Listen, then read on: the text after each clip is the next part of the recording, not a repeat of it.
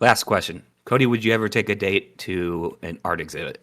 I have Okay. got some sloppy toppy afterwards.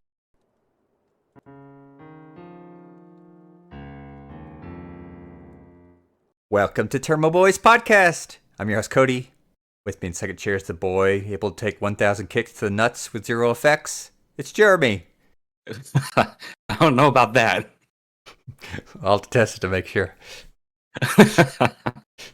With me in third chair is not Ryan because Ryan's out this week. So we got Jeremy to return, but not Ryan.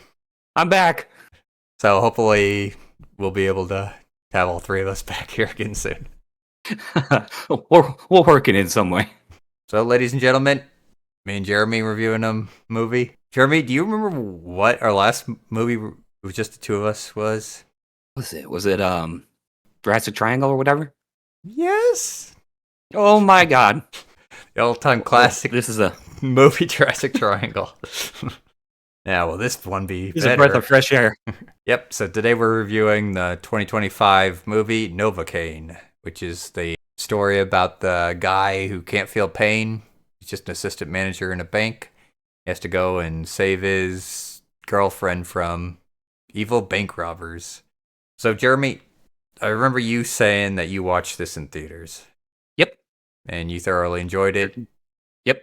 And then Sure did. we were so busy with stuff that we didn't have time to fit it into our schedule. But now we do. Yep. So today, Novocaine. Jeremy, what are your first thoughts on this movie? It is a wild movie. Funny as hell, too. Also, I had to look it up. SEPA is an actual condition. It is. Oh, it is. The bad guy in the James Bond movie, The World Is Not Enough. Well, I mean, he didn't have that condition, but he ended up getting shot in the head and he couldn't feel pain. I kept thinking about that throughout the movie. But yeah, that is a real condition. Very rare, but real. Yep. I remember, I think it was middle school. One of our teachers was telling us about this. That's a fun condition to have until you're cooking and start smelling burnt meat, and then you see that your hands got 5th-degree burns or something. Let me ask you a question. If you had SEPA, and I'm not dissing on the disability, but Cody, if you had SEPA, would you feel like a superhuman? No. No. You probably, if you view Nate in this movie, you probably think, wow, that's superhuman, but no. The whole, most people with it only survived to 25, that's kind of true. But Nate's our rare exception. Yeah, that ain't a joke where he had to set a timer to take a piss or his fucking bladder explodes. And the biting your tongue thing, too. That would be scary. And this is pretty much a torture porn movie. That's exactly what this movie is. Saw some of the crap in this movie. I was like, Jeremy's no longer allowed to pick movies. Jesus Christ. Viewers at home, if you've never seen the poster to this, it's like a guy getting stabbed and all this crap with sharp objects. All the posters have a pizza cutter on it, but we never saw a pizza cutter. I'm glad we didn't see the pizza cutter, to be honest. But yeah, it's a gory movie. I kept cringing during the whole thing, just watching some of the damage being done for him. There's only two parts in the movie, and we'll get to that actually made me super cringe. Oh, I'll get to that right now. First one is whenever he sticks his hand in the deep fryer to pull the gun out. Second one's the torture scene where the guy's pulling his fingernails out. Torture scene, yeah. Torture scene is what got me, and then the end scene is what got me. I knew that movie was going to end that way, but we'll talk about the ending later. If we're going to go into it, Jeremy, what was your favorite kill in the movie? Oh, geez. I would say probably the first one. It's split between the first one and the last fight, obviously, but the first one, just because of the scene. When we get to the scene, I'll talk about that. Shit, it's not like we have much of an organized structure today. Well, that's true. So I'm going to get straight to it. That's probably my favorite scene and my favorite fight, just because he's giving medical advice as he's fighting this guy that's trying to kill him. He's like, "Oh, those are 30 degrees. You should probably run under cold water." And the bad guy just throws him and he screams. Yeah, so the very first, after the bank robbers come in, take his girlfriend, he chases one of them to like a kitchen where they have a fight in like a restaurant kitchen type thing. They have like a fight, like improvised fight, and you get like cast iron skillets, hot, and bags of flour, butcher knives, and lettuce. He throws lettuce at the bad guy. Like, what the fuck's that gonna do? I was like, yeah, what the fuck's that gonna do? I mean, honestly, there was boiling pots of water. I would have grabbed that and thrown it in the guy's face. That's what I would have done. It's just amazing how much damage he could take. And the people who made the movie, they were like, they wanted him to feel like he couldn't feel pain, but they didn't want to make him invincible like a action movie would. Which I respected. Because one of the things is, originally they wanted him getting hit in the face like a lot of the time, but they thought, I was like, yeah, his face would end up like a mashed potato really quick, so they kind of moved to, like, most of the hits over to body hits. But yeah, that kitchen scene was really good. Hands down, that's probably my favorite scene, honestly. Yeah, all the fights are really improvised fights where you're just trying to find something to use as a weapon. 'Cause it's like the guy, he's a skinny guy because he's got that condition. He doesn't want to bite his tongue off when he eats, so he drinks mostly liquids. And he's an assistant bank manager. Like, the guy doesn't even know how to fight, so he's improvising the whole time. So that's what I love about this movie. My favorite is like the second guy. He walks into the booby-trapped house where we as the viewer know where... Well, it was not really the second fight because he fought the tattoo artist guy second. But, I love that fight. That was another cringe thing is whenever he's punching the glass on the ground. Punching the glass on the ground and getting his fistful of glass to fight him. I loved that. Like, that was a little bit cringe, but it didn't bother me as much as the torture scene or the very end scene. It wasn't just that. It was like it was the cringe behind it, and then he slashes the guy's face up, and then he grabs a tattoo gun and he's like tattooing over the Nazi sign on his neck. It's like, okay, what's the address? And then he goes and takes the tattoo gun. He's writing he's tattooing the address on his like hand. It's like, come on, man. There's got to be better paper than that around. I know. I was thinking the same thing too. But he's panicked. He's in a rush, so I kind of get it. Which that leads into the scene that you love, Cody, with the torture scene. Yeah, like second guy. He's the brother of the guy killed in the kitchen. We find out, like, us as the viewer finds out, like, oh yeah, the guy's house is booby trapped, and then he walks in and is like, he doesn't even know the house is booby trapped. First, he hits like a tripwire, and freaking mace comes down and gets him in the back. Like, why can't I move? He sees like ball and chain, just pull it out. He just keeps it. He walks into the kitchen. Yeah, gets a freaking crossbow bolt through the leg. I love that too. Like when he gets hit with the arrow, he looks down at his leg. Oh, Come on! Little crossbow in the sink thing. I did like that fight. Yeah, but the joke at the end is what got me. Roscoe says to Nate, he's like, "Who were these guys?" or something like that. He's like, "I don't know. Apparently, huge Home Alone fans." I laughed so hard in the theaters when they said that.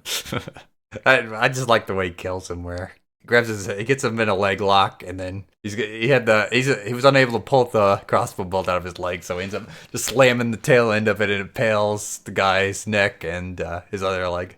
That was one of the best deaths in the movie, I think. Yeah, all the deaths in this are like really creative. And they are in their own way. I mean, there's not much death in the movie. No, he kills 3? Well, there's a couple police officers that die that are just minor characters, and then the 3 main bad guys, and then one of the sheriffs. Yeah, one of the cops, detectives. Yeah, detectives. That guy's death was kind of anticlimactic for what they were building up for. I know. That was disappointing. But, I mean, I get it. The bad guy got back up and got away, so... Yeah. I can let it slide. I thought the movie was over, and I think I paused it to go take a piss, and then I was like, why is there still 20 minutes left in the movie? Another good 20 minutes. Yeah, and then you get fake out. You get a fight in an ambulance. Yeah, by the way, I don't think that the defib thing, I don't think that would work like it did. I think that would just kill you. Yeah, I think it would too. I don't know. I don't know how those things work.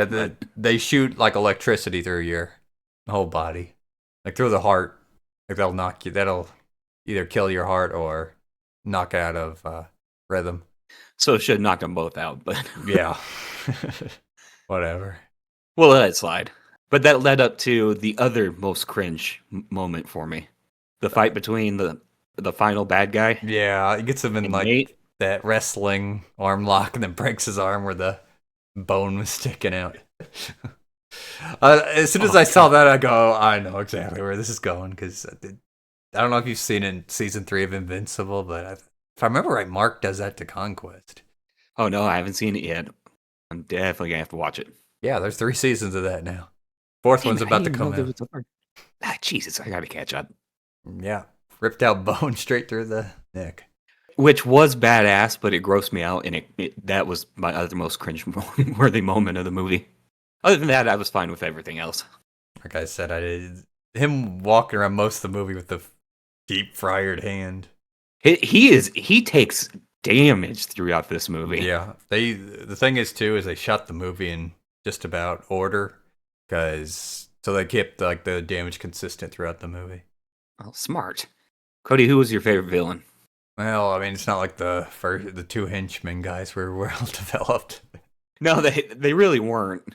Okay. I did like the main villain, to be honest. I liked his idea, like the idea behind him, because you could tell he was like a masochist, and just the pain, any pain he received would just drive him to go on and on.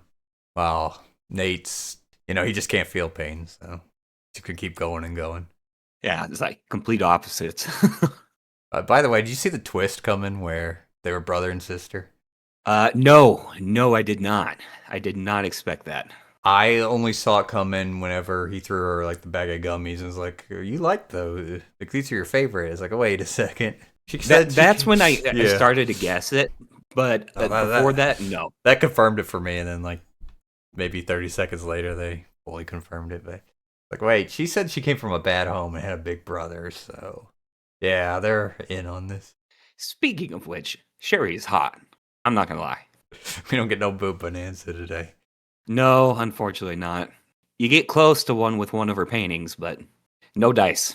Nope, just deep fryer arm. The whole time. Yeah, if people at home, if you can't stand like gore or like really painful stuff, stay away from this movie. Yeah, you won't be able to stomach this one. This one, like I said, I can handle a lot because I like the Saw movies, but even this one, like, I was like, God damn. Yeah. Whenever you got to the torture scene where he's ripping the fingernails, I was like, I had to look away. I was like, yeah, I can't do this.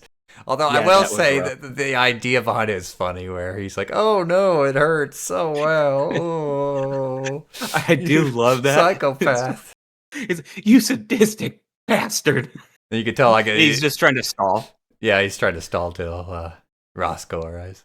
What'd you think of Roscoe? I loved Roscoe, the whole idea behind Roscoe. It's like he's like gaming buddy, and they never met in real life. Comes as the guy's like a short, like Asian guy. Like he lied about Harley. Yeah, like your Harley's parked outside, right? Goes, looks outside. There's a moped. It's funny too because when they first meet, Nate's like, "Huh, I thought you said you look like Jason. Jason you look exactly like Jason Momoa." And he's like, Roscoe's like, "I said I look like Jason Momoa, or similar, whatever he says." What'd you think of the bar scene with the trick shot? I thought that was clever, and because I was kind of bored with the movie at the start because it starts really slow. But I was like, okay, it does start slow. This movie's really catching me because it gives you the idea like, she has no interest in Nate, and then because what happens is they meet like Nate's like middle school bully in the bar, and yeah, apparently the name Novocaine comes from like the bully. Well, all the kids in middle school called him Novocaine because he couldn't feel pain, but it gives the idea that she's flirting with him. It's like, hey, let's have shots to forget about this. And then she got like these flaming hot ones since Nate can't feel pain. He drinks it like it's nothing. And then the bully's choking to death. Yeah. I don't even know if that's actually what would happen. Oh, it would. It would. No, I mean like Nate not feeling it. Like if he could taste stuff, I figure he could probably feel like the hotness. Oh yeah, I was thinking that too. Or did she pull it out of his hand? I can't remember. No, he did take the shot. Yeah, he did take the shot. Okay, we found a plot hole in the movie. Yep. There's our plot hole. He takes pie just fine, but not hot sauce. Maybe it's a scale type thing. There's our first plot hole. But here's something like the movie was insanely clever when you think about it, because like I love whenever he goes to like the tattoo artist who like this big muscly neo-Nazi, and Man was huge, by the way. yeah, the what I was thinking of is like Pat Roach in the Indiana Jones movies. Oh, So yeah, well, like Nate punches him like right at the start. Is like, here, I'm gonna give you another free one. Punches him again. It's like, okay, here I come. that was such a great scene. Yeah, it's just, oh, God. Yeah, just every fight's good on this because it's like, all right, it's my turn now. And then, like at one point, he used a baseball bat and ended up breaking, and then he's like does this like wrestling drop on him, and then Nate grabs like the broken end of the baseball bat and sticks it up. The guy like impales himself on the thing. He's like sitting there screaming, "God, what the fuck did you do?" That's what I love about this movie so much, is because all the fights are improvised. Yeah. Like he can't beat somebody physically. Yeah, Like, so he's gonna have to improvise. It's not only that too. It's like whenever he went in and was trying to interrogate the tattoo guy. He's like, can you give me a tattoo like this? Like, oh yeah, it's Ben's tattoo. Like, oh yeah, Ben's got a funny last name. It's like, how do you pronounce that again? The guy just looks at us like, are you serious? Like, hold on, we got a problem here. Could you find out like later? Isn't his last name's like Clark? And so Nate really didn't ask a really good question there. This movie is so damn clever. But like it's like the kitchen fight. Like if you remember during our original Joker review, I said like I always loved the fight in the gunfight in the subway because it just feels so realistic because it's so fast. It's like how the kitchen fight ends. Like whenever you have the gun, it comes at him and then like just like click a snap of the finger, the guy's dead because he fired it into his head. All right, Jeremy, you know what time it is? Time for some boys in action. Boys in action. Let's do it. Jeremy, if you're in this movie, where would you die? In the bank. I wouldn't have remembered the password under pressure. What about you, Cody? No, I think it would have been probably the kitchen. Did you bite your tongue off? Well, not to take a cheap way out. You try to eat some pie. When Sherry gives you the pie, you bite your tongue off. No, it would have been the first kitchen fight. The first kitchen. Yeah. I would not have reached into that deep fryer to get the gun. Although then again, like I said, I would have thrown the boiling hot water on the guy. So. Right? There's tons of other things that could have been done. I'm definitely not surviving this movie, I can tell you that. No, I don't think any of us would. You know, the other thing I love about that kitchen fight, too, is when he's getting thrown around and he's like screaming. He's like, oh, you're strong. The reason it works is because Nate's kind of like pussy whipped from his condition. But just because he can't feel pain, he's pretty much got like a superpower. You've already kind of mentioned. A superpower, and he just improvises everything. He's a goddamn assistant bank manager, and he kills everybody. Try to get in a fight like that and see if you don't earn improvising shit. Oh, I'd be improvising. I mean, I'm not throwing lettuce at anybody, but I'll be improvising. Yeah. I mean, I certainly wouldn't be throwing lettuce. I also died in the theater laughing at that part. It was actually a pretty busy theater when I went and saw this movie. I went to see it with my friend. The weird thing is, so this movie kind of, I'm not gonna say it bombed in theaters. It had a budget. Didn't do super well. Yeah, it had a budget of 18 million, which is really good for like a movie. You want to kind of have a low, but it only made like 34.2 million. And like I hadn't even heard of this movie till like you mentioned it. I think it was a big marketing issue. Yes, honestly, that's the conclusion I came to. I think this movie would have been like an insanely smash hit if they would have done something different with the marketing.